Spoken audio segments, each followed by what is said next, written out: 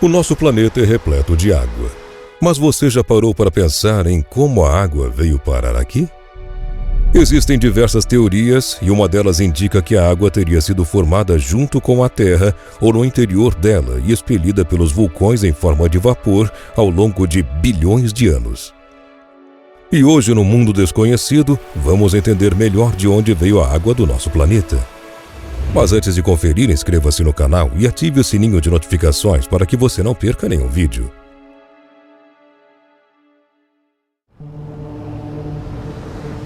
Como todos nós já devemos saber, cerca de 70% da superfície do planeta Terra é coberto por água. Entretanto, os cientistas não sabem ao certo até hoje como essa água veio parar por aqui. Afinal, o consenso atual é de que a formação do nosso planeta foi iniciada cerca de 100 milhões de anos após a origem do nosso sistema solar e se deu a partir de uma série de colisões de partículas que foram se agregando pouco a pouco. Depois, corpos maiores começaram a se chocar contra o nosso mundo em formação, adicionando volume ao nosso planeta.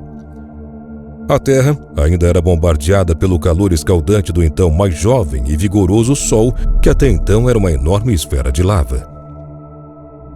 No entanto, quando a Terra começou a se esfriar, este magma foi se transformando em rocha. Então, a água começou a se condensar e, por fim, a sua consolidação aconteceu há cerca de 4 bilhões e meio de anos atrás. E assim, ao longo desse tempo todo, o planeta foi se transformando nesse lugar habitável e incrível que serve de lar para todos nós. Mas nos perguntamos, e a água? De onde ela veio? De acordo com Cristina Grifantini, do portal Life Science, muitos cientistas acreditam que qualquer água que se acumulasse sobre a superfície da Terra durante a sua formação, há 4 bilhões e meio de anos atrás, teria evaporado por conta da ação do Sol.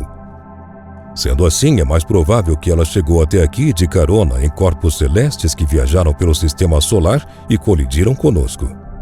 Isso porque nossos vizinhos mais próximos, Marte, Mercúrio e Vênus, também não apresentavam as condições ideais para a formação de água nos primórdios do sistema solar. Então, este líquido deve ter vindo de outro lugar.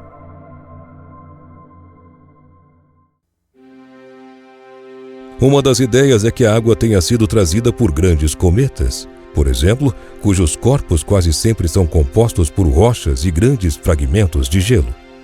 Mas o problema com essa teoria é que, depois de analisar as causas de alguns principais cometas que orbitam ao redor do Sol, como o Halley, o Hale-Bopp e o Hyakutake, os cientistas descobriram que a composição do gelo é diferente da água que existe no nosso planeta.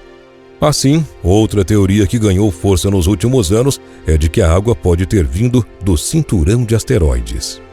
Esse cinturão de asteroides é uma região do sistema solar que se encontra entre as órbitas de Marte e Júpiter e abriga bilhões de corpos rochosos e metálicos de diferentes tamanhos. Pois até recentemente, alguns astrônomos pensavam que essa faixa de fragmentos se encontrava perto demais do Sol para que pudesse existir água por ali. No entanto, os cientistas encontraram evidências da presença de gelo em um asteroide chamado 24 Themis, o que sugere que esse material pode ser muito mais abundante no cinturão do que se pensava. Estas teorias citadas não negam a ideia de que havia água na Terra quando ela se formou, mas os cientistas argumentam que essa água iniciou e logo evaporou e se perdeu na atmosfera primitiva em função do calor que surge no processo de formação de planetas. Muitos especialistas acreditam que a mistura dessas duas teorias explicaria de forma mais completa a origem da água da Terra. Ou seja, parte da água está na Terra desde a formação do planeta, como propõe a primeira teoria. Outra parte chegou depois, de carona em asteroides e cometas. Pensando nesse sentido, a água que está dentro de você neste exato momento pode ter estado em um cometa ou também presa como um gelo em um asteroide e retida nas pedras que deram origem à Terra há 4 bilhões e meio de anos. Os cientistas podem rastrear a origem da água da Terra, examinando a proporção de 2 isótopos de hidrogênio, ou versões de hidrogênio com um número diferente de nêutrons que ocorrem na natureza. Um é o hidrogênio comum, que tem apenas um próton no núcleo. O outro é o deutério, também conhecido como hidrogênio pesado, que tem um próton e um nêutron.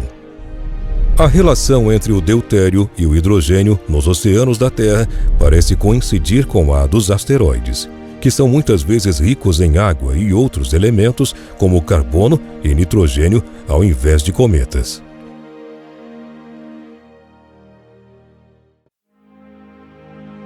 Considerando que os asteroides são pequenos corpos rochosos que orbitam o Sol, os cometas são corpos gelados, às vezes chamados de bolas de neve sujas, que liberam gás e poeira e são usados para sobras da formação do Sistema Solar. Os planetas rochosos internos possuem relativamente pouca água em relação às suas massas em comparação com as luas geladas de Júpiter, Saturno, Urano e Netuno, e até mesmo os gigantes gasosos. Isso apoiaria a ideia de que no sistema interno a água evaporou, enquanto no sistema externo não o fez. Se a água evaporou na Terra, teria de ser substituída de outro lugar. E asteroides ricos em água são abundantes nos alcances exteriores do sistema. Nos últimos anos, os modelos mais recentes parecem mostrar que a Terra reteve muita água à medida que ela se formou e que os oceanos poderiam estar presentes por muito mais tempo do que se pensava. Apesar de não ter sido descartada a possibilidade de que a água também tenha vindo de cometas, estes resultados mostram que, assim como a água, a vida na Terra pode ser ainda mais antiga do que acreditamos. Mas outro fator também deve ser considerado: os ventos solares. Há pouco tempo foi anunciada a descoberta de que os ventos solares também são capazes de produzir água. Porém, ainda não se sabe qual volume de água da Terra tem origem nos ventos solares. O que se sabe é que o fluxo contínuo de partículas carregadas do Sol, o vento solar, pode ser responsável por grande parte da água do nosso planeta. As chuvas também ajudaram a ter boa parte da água. Nessa época, ainda não havia na Terra nenhum ser vivo, e havia por aqui muitas erupções vulcânicas. Das lavas vulcânicas saíam gases e grande quantidade de vapor de água que estava aprisionado.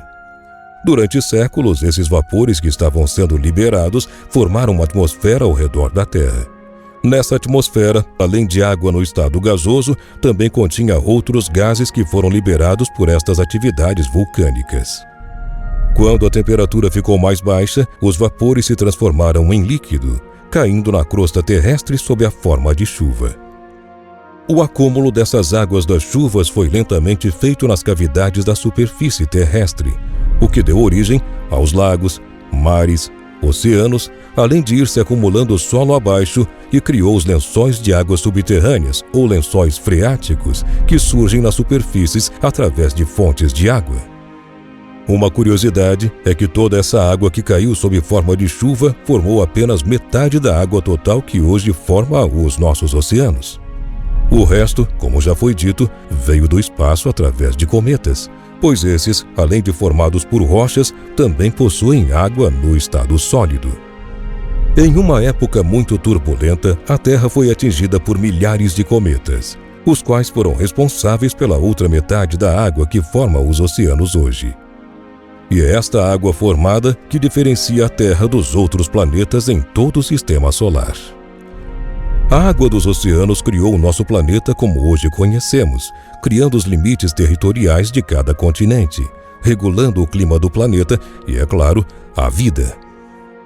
Se os antigos que nomearam o nosso planeta soubessem a porcentagem de água existente aqui, talvez passassem a chamá-lo de planeta água.